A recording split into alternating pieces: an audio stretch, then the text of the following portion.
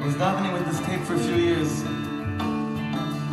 Only later did I realize that this tape, this voice, that's really carrying me through so much, is the voice of a friend of mine, Zayda, a friend of mine's grandfather.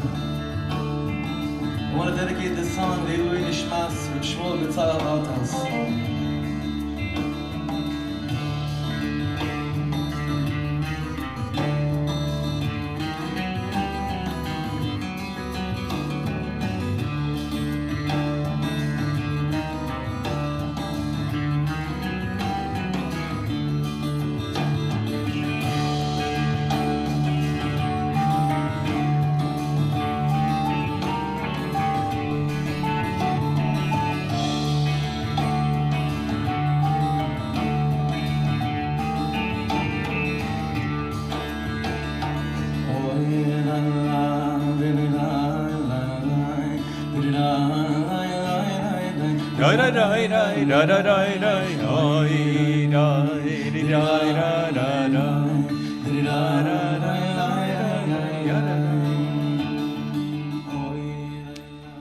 Good evening, my holy sisters and brothers. That, of course, is Rabbi Shlomo Katz doing his Nigun Althaus that he learned from a tape of Nigunim that he randomly picked up in a music shop one day and ended up influencing him so much. And only much later did he learn that the voice on that random tape was actually the grandfather of a close friend of his.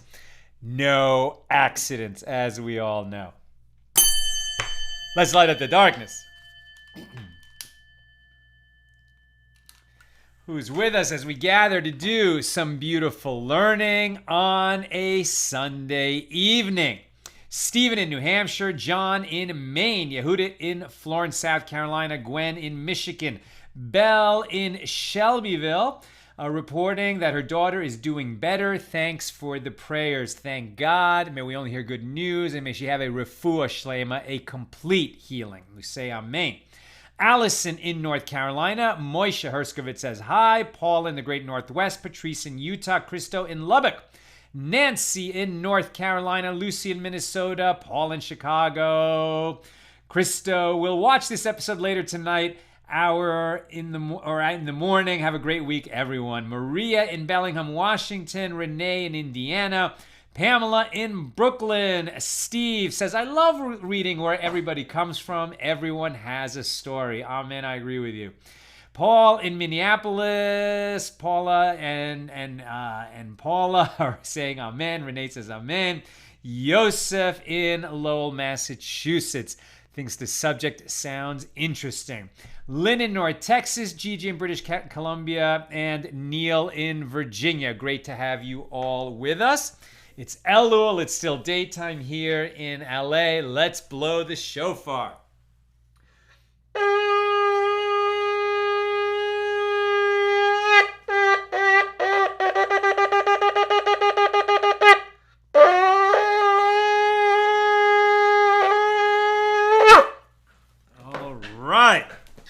Wake up, right? The shofar is a beautiful wake-up call.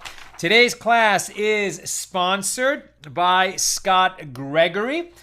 Scott is dedicating our learning today to the healing of Marcia and her daughter Courtney. May they have a complete healing. May we only hear good news. And Scott, may you and all your loved ones be blessed, showered in blessings, even more than you could possibly expect. We thank you for enabling us to reach more people with more Torah by donating to our nonprofit and sponsoring an episode of AT Daily. And we all wish that you will be showered in blessings, and that Marcia and Courtney will be healed, and we all say Amen. Okay. Where are we holding? This is Daf Mem Vav, right? Daf Mem Vav. Page 46 here in Tractate Sukkah, the 7th volume of the Talmud. These are the laws of Sukkot. This volume has 5 chapters. We're in chapter 4, discussing the second Mishna of chapter 4. We pick it up near the bottom of the B side of page 45.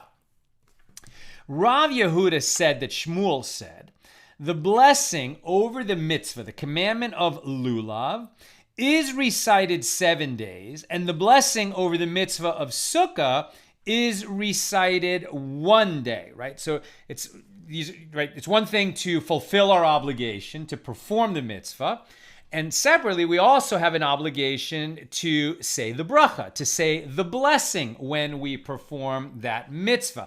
How often do we say the blessing? That's something that our sages are arguing about now. So Rav Yehuda says in the name of Shmuel, the blessing over lulav, right, taking the lulav, taking the 4 species during Sukkot, he says that we recite that blessing all 7 days, and the blessing over the mitzvah, the commandment to dwell, to reside in the sukkah, we say that only once. What is the rationale for this distinction?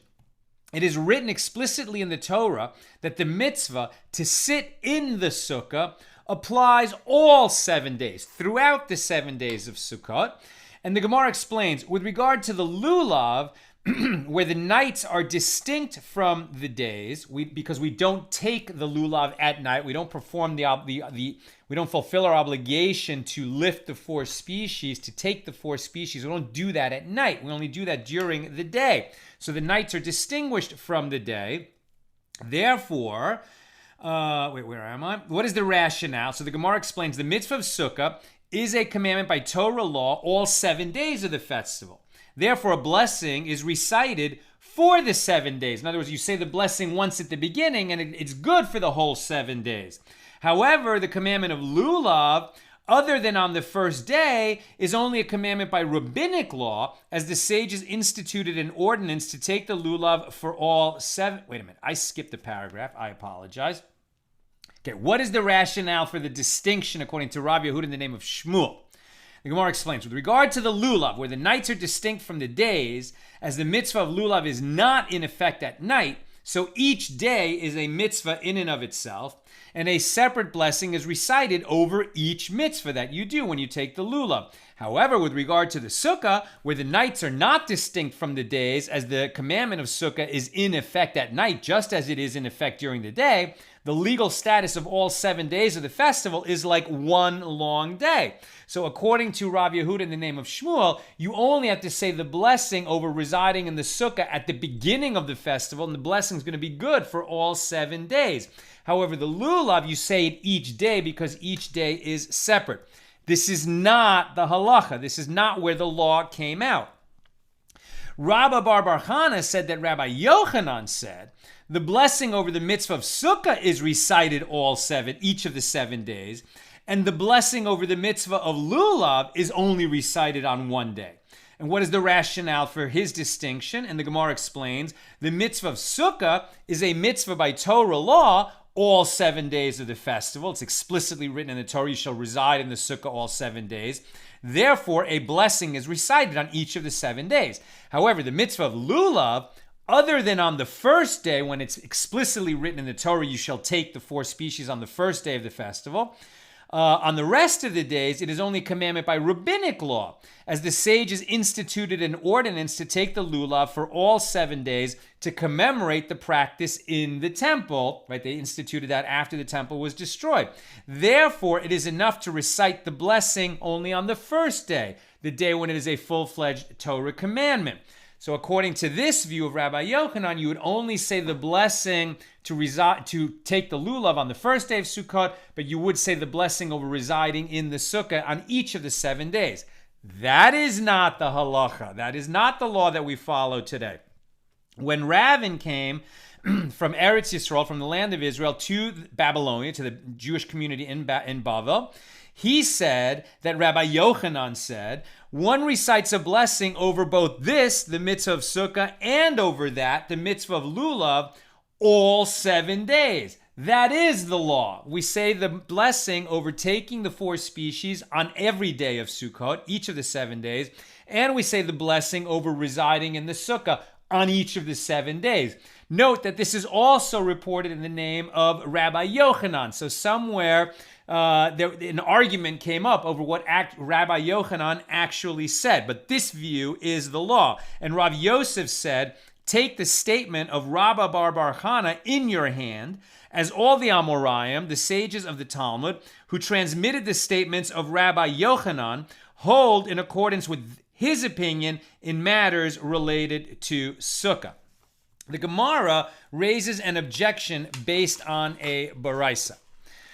Now, the sages are going to argue back and forth a little bit over, which blessings we say, when we say them, and when do we say the Shechechianu. Right, that is the blessing. It's called the blessing over time. It's a blessing that we say once only in every festival, at the beginning of that festival, when we say, "Bless you, Lord our God, ruler of the universe, who has sustained us and kept us alive and permitted us to reach this season." Right? In other words, we're alive to experience another festival of Sukkot. We only say that blessing once. So they go back and forth on arguing when and how we say the blessings. On this page, I'm just going to read you the halachas, meaning where the law ended up and what we follow today. After reciting the blessing over the lulav, prior to taking the lulav, or prior to adjoining the esrog to the lulav, right? Because we've discussed before that when you take the 4 species, once you take them in your hand, you've already performed the mitzvah. But you want to say the blessing before you perform the mitzvah, and yet you want to say the blessing with these objects in your hand. So what do? You lift them in your hand, but you turn the esrog upside down, or you leave the esrog out, so that you're designating that you're saying the blessing over these items, but you don't have them fully in hand before you say the blessing. So what they're saying is, after you recite the blessing over the lulav, but before you fully take it, right, before you turn the esrog right side up, one recites the blessing who has given us life. Shechechianu. It is not customary to recite this blessing when preparing the lulav. The sages argued on this page that one might say Shechechianu at the time before Sukkot starts, when he's preparing his lulav for the festival, but we don't do that. We say during the festival, right after the lulav blessing, and before we actually take the lulav up the first time, on the first day. This is either due to the opinion of Rav Kahana or due to the statement in Tractate Menachot that one recites the blessing only at the conclusion of the mitzvah. One recites this blessing on the first day that he takes the lulav. If he forgot to recite the blessing Shechechianu, at that point, he may recite it on the day that he remembers to do so. You only do it once in the festival. You should do it on the first day of the festival. If you forgot to say Shechechianu on the first day of the festival, you can do it anytime during the festival when you remember, but you only say it once. That's the law about Shechechianu. Based on the conclusion of the Gemara and the practice according to most opinions, one recites the blessing over the lulav each day that it is taken. We take the lulav every day of Sukkot, and we say the blessing over the lulav every day of Sukkot. However, the blessing is recited only once a day. Even if you take the lulav, even if you take the 4 species more than once in a day, and we will take it more than once in a day. Often we'll do it twice within the same prayer service, during Hallel and then later during Musaf. We wouldn't say the blessing both times. We only say the blessing over taking the lulav once a day. Every day of Sukkot, but once a day. With regard to saying Shechechianu in the Sukkah, one recites the blessing who has given us life when fulfilling the mitzvah of Sukkah. However, one does not recite the blessing when he constructs the sukkah, for the same reason that one does not recite the blessing when preparing the lulav. Rather, he recites the blessing when reciting Kiddush inside the sukkah, in accordance with the opinion of Rav Kahana. While they were arguing about this, they actually started talking about tefillin. A Jewish man is commanded to put on tefillin every day, though we don't do it on Shabbos and we don't do it on festivals. It used to be in ancient times that they would wear their tefillin all day long. Well, what if they took off the tefillin for a while and then they put it back on later on the same day? Would they say the blessing again and say that blessing twice in the same day? If one dons tefillin several times during a single day, he recites the blessing each time. This is because, fundamentally, virtually all authorities rule in accordance with the opinion of Rabbi Yehuda Hanasi, and it was his view that you would say the blessing each time you put on tefillin. In a case where one's tefillin were dislodged or he removed them intentionally, some require him to recite the blessing again. However, the custom is not to recite the blessing again if he removed the tefillin only for a short period of time with the intent to put them on again immediately. Right? So if you took them off, for example, sometimes you have a Torah service in the morning. Somebody gets called up to do Hagbah, to lift the Torah in the morning after the Torah reading. It gets lifted up for everyone in the congregation to see. And then that person who lifted it sits down, they roll it up, somebody else wraps up the Torah. When you lift up a Torah scroll, if you are wearing tefillin, very good idea to unwrap the tefillin from your hand so you can get a good grip on the Torah scroll. So now you've essentially taken off your tefillin, but you were only intending to take it off while you lift the Torah. And then once you're done with your job of lifting the Torah, you're going to put the tefillin back on. You wouldn't say a blessing when you wrap it back up. Skipping a little bit, down on the A side of page 46. Rav Yehuda said that Shmuel said, the blessing over the commandment of lulav is recited all 7 days of the festival. And Rabbi Yehoshua ben Levi said, on the first day, there is the commandment of lulav by Torah law, and one recites a blessing.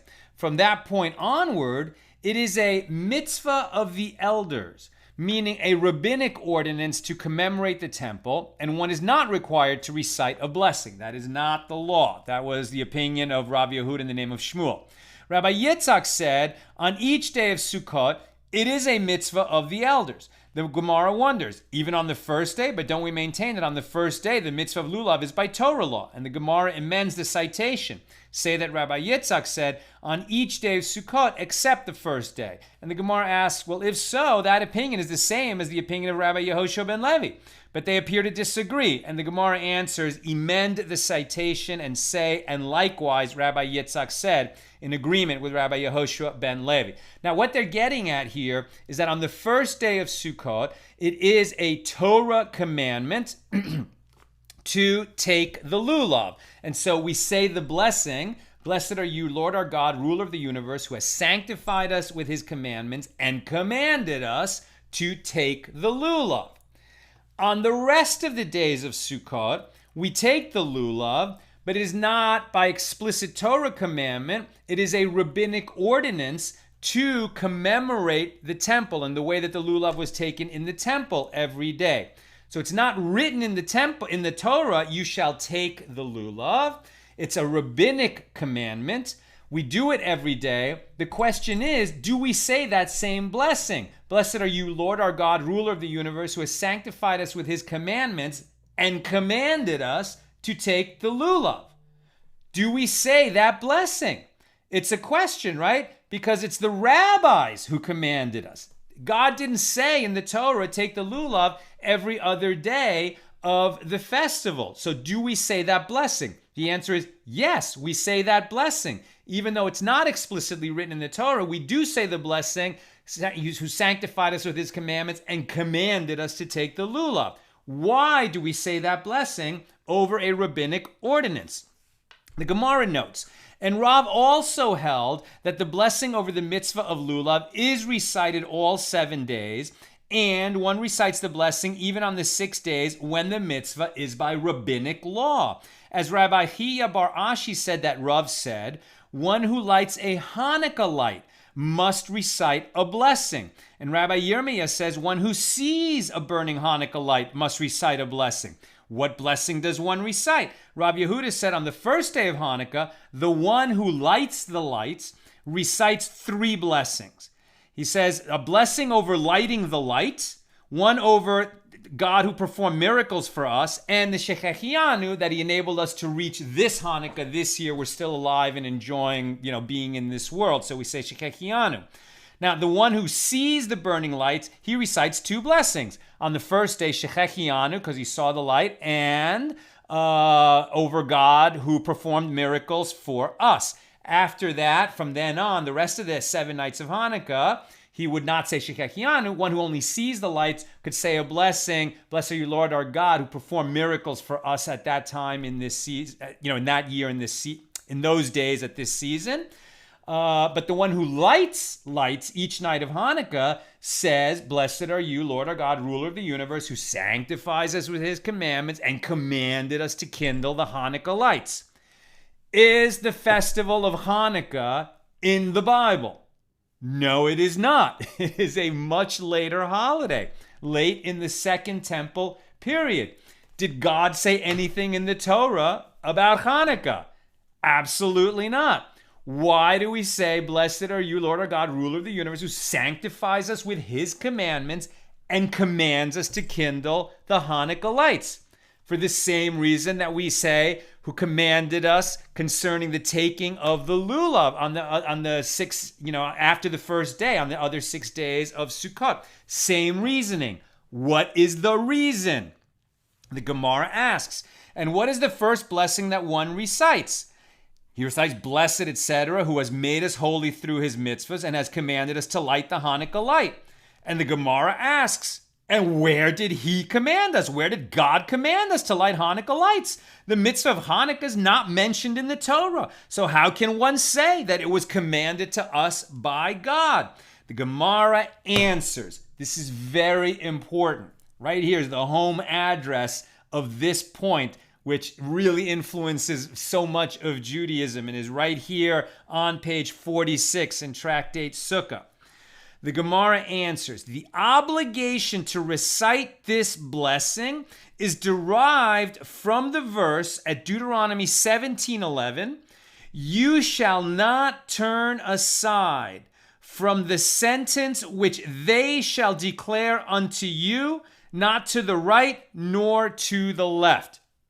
From this verse, the commandment incumbent upon all Jews to heed the statements and decrees of the sages, meaning the elders in each generation, your leaders, right? Your religious leaders in every generation, is derived. Therefore, one who fulfills their directives, one who does something that the sages command us to do, is fulfilling a mitzvah by Torah law.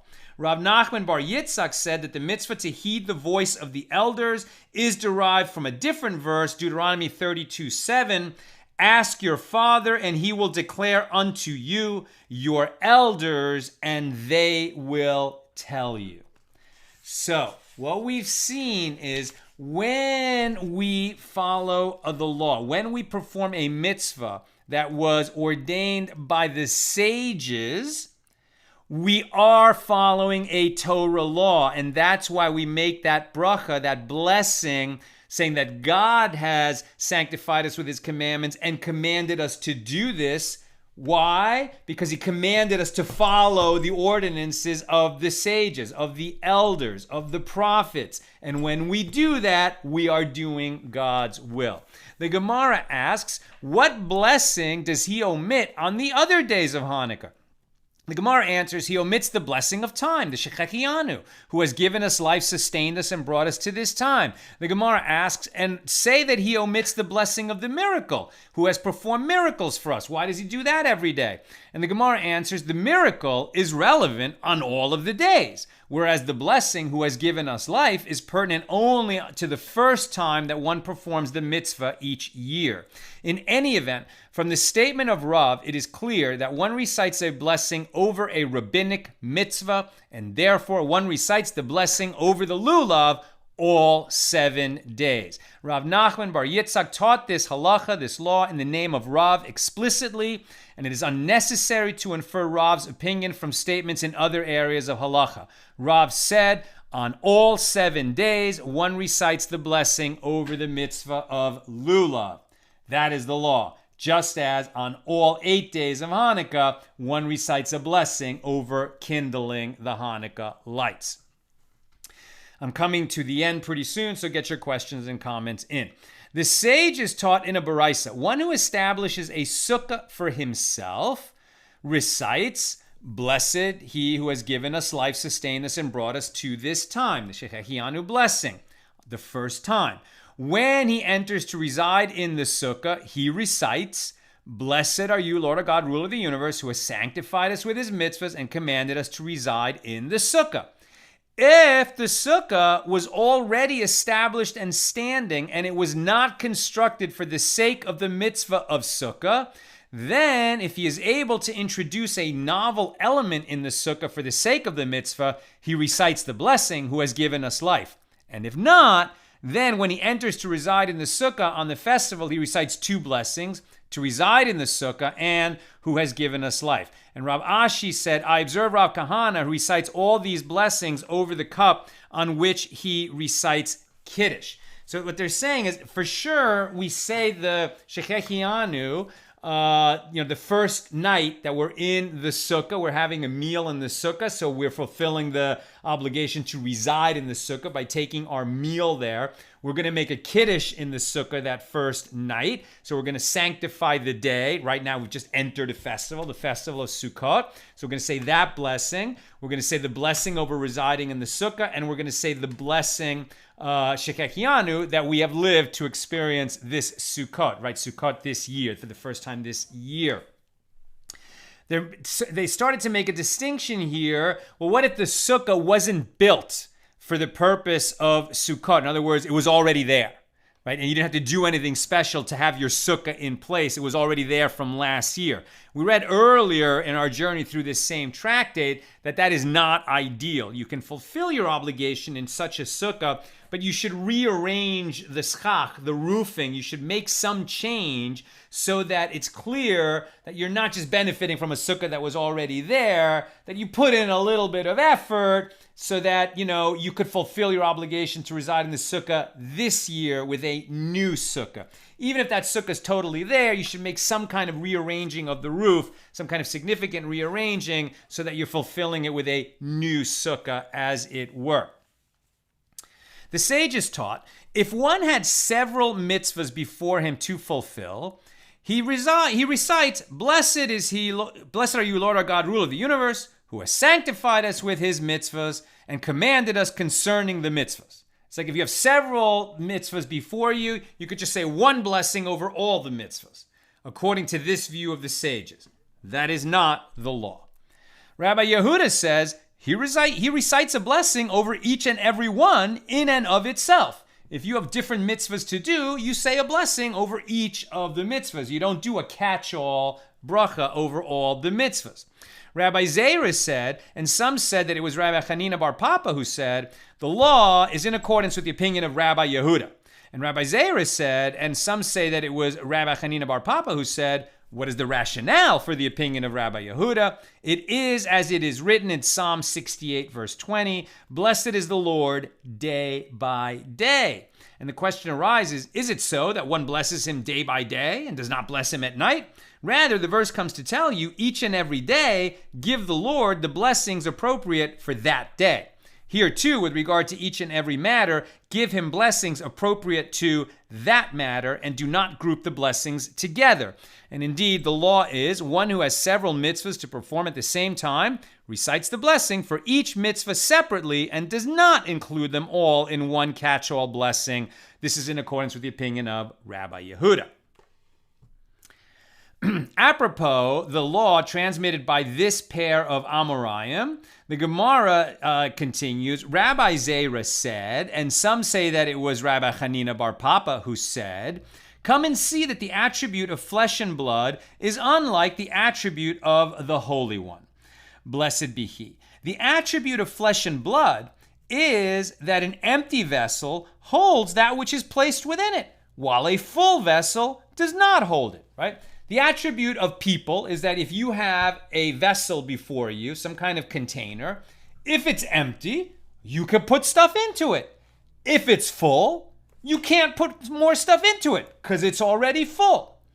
But God is different. The laws that apply to us, the physical laws that apply to us, don't apply to God.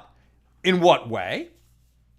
The attribute of the Holy One, blessed be he, is if God adds to someone who is a full vessel in terms of knowledge or good attributes, he holds it. And a person who is an empty vessel will not hold it.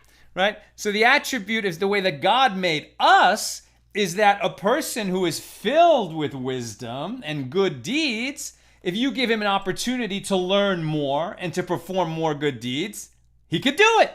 But a person who is empty of wisdom and empty of good deeds, if you give him an opportunity to learn and to perform good deeds, he won't do it. He'll remain empty, right? So in a sense, to the spiritually wealthy goes more wealth. And to the spiritually bankrupt, nothing gets added, right? If you want to turn yourself into a person of wisdom, when you really lack all wisdom, you have to really work hard to start exercising your vessel as a vessel that is accustomed to pick up more wisdom and that is accustomed to do more good deeds.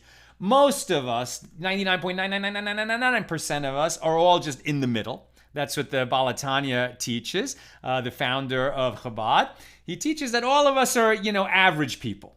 Right? We're average level of wisdom, average level of good deeds. So we have an average capacity to learn more and to perform more good. So none of us are hopeless. We could definitely learn more and do better.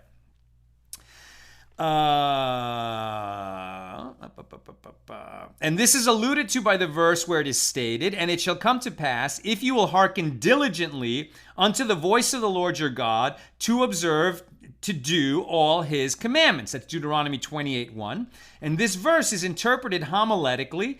If you hearken, Shemoah, in the present, you will hearken, Tishma, in the future as well. And if not, you will not hearken. Alternatively, if you hearken to the old, i.e. if you review what you already learned, you will hearken to the new as well. But if your heart turns away, Deuteronomy 30:17, you will no longer be able to hearken. It is so important to cultivate an open heart to connection with God, an open heart to connection with the other souls in this world, an open heart to spiritual wisdom. If you remain open, if you're humble about it, if you assume you don't know that much and you want to learn thirstily, then you'll be given that opportunity to learn. And then you review your learning and you'll have an opportunity to absorb what you learn. Just two more quick paragraphs. A quick point about the lulav. We've already talked about that on the first day of the festival, you really have to do the mitzvah of lulav with your own lulav. What if you don't own one? What if you didn't have an opportunity to buy one? What if you couldn't afford one, but your friend has one? Can you fulfill your obligation to take the lulav with your friend's lulav? Yes, you can, but not when he owns it. He has to gift it to you. He has to give you his lulav as a gift. Now you're the owner of it. Now you can take it, say a blessing, etc., and then you can gift it back to your friend. We've talked about that several times. What if one of the parties in this pair of people where one has the lulav and one doesn't, what if one of those people is a child? Now we have a special nuance. Rabbi Zera said, a person should not transfer ownership of the four species to a child by means of a gift on the first day of the festival. What is the rationale for this law? It is due to the fact that with regard to acquisition, a child is able to acquire objects. However, with regard to transferring ownership away, he is not legally able to transfer ownership to others. In other words, a child is legally able to acquire an item given to him, but he does not have the legal cognizance to transfer ownership of an item to another. In this case, if the adult gives the child the four species as a gift before having fulfilled the mitzvah himself, the child will be unable to effect the transfer of ownership back to the adult. And in that case, a situation will result where the adult is seeking to fulfill his obligation with a lulav that is not his. And Rabbi Zera said, a person should not say to a child, I will give you something and then not give it to him, because he thereby comes to teach him about lying. As it is stated, they have taught their tongues to speak lies. One must not accustom a child to fail to honor commitments. Never break a promise to a child. It's bad to break any promises, but when you break a promise to a child, you are teaching him to break promises. That's very bad indeed. So that's taught right after this idea of, you said you were going to give it to him, then you realize you can't give it to him, and now you've really got a problem. Don't tell the child you're going to give him the lulav. We do want to train our children in lulav, right? So how do we do this? Let's see, a note here. The halakha on giving a lulav to a child. One should not give the 4 species to a child as a gift on the first day of the festival until one has fulfilled the mitzvah himself. Although a child has the legal capacity to acquire items given to him as a gift, he does not have the legal capacity to transfer ownership to another. Some authorities rule that once a child reaches the age of approximately 6 or 7 years old, he is capable of transferring possession to others. And that's approximately the same age where you want to start training them with the mitzvah of lulav, so it works out. It's not that complicated.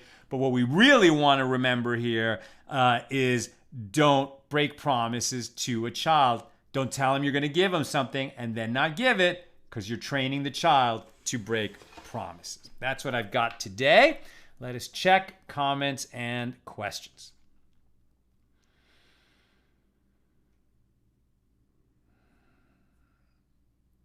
Okay, Yosef, this was indeed a very important daf. I've had many a discussion about this topic of Deuteronomy 17 among both Jews and non-Jews alike. Presumably this idea that when we fulfill obligations that are ordained for us by the sages, we are in fact fulfilling God's commandment that we heed our sages.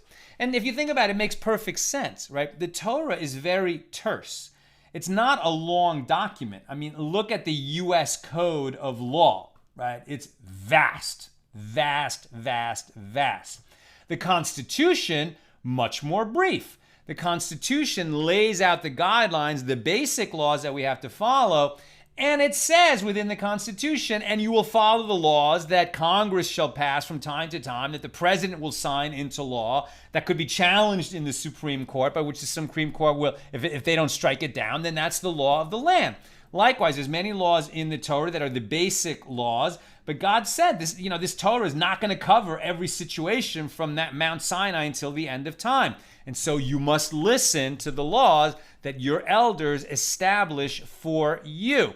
Now, it's been a long time, so it's not like new laws are getting added all the time. New interpretations, new rulings on novel situations, AI, DNA, cloning, splicing, things like that didn't exist in the ancient world, so our modern rabbis have to make rulings on that. But they're not going to establish, new rabbinic ordinances about how we fulfill our ritual obligations.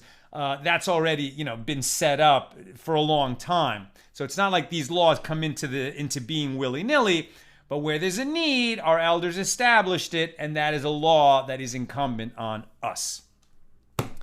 And Tom says, can't the child give a gift to somebody? So what this is talking about, and there's a lot more nuance to it, but this is actually protecting children, right? A child who, especially an orphan, right, who comes into ownership of like all the property that, his parents bequeathed to him, but who's still a child, he might be taken advantage of by another adult who gets him, to give away real property or to give away substantial property, to trade a house for some candy, right? You could trick a child. That's why we don't give children, the legal ability to transfer ownership as a gift. But, of course a child can give a gift. And that's why they say, from 6 or 7 years old, he's going to understand what's going on here. Plus, when you would give the lulav to him, you do it conditional. I'm giving this to you as a gift conditioned upon you give it back to me. But nevertheless, you want to be sure that you fulfill your own obligation before you give the child a lulav. Just like if the plane is going down, put on your own oxygen mask before you put the oxygen mask on the kid, because you get caught up in dealing with the kid, never get your own mask on, and then you die, right? So that's a good law that the flight attendants tell us, and it works here in this case as well. Okay, my friends, that's what I've got for us today. With God's help, we'll be together again tomorrow for DAF 47, 6 p.m. Pacific, the regular time for weeknights. All the best.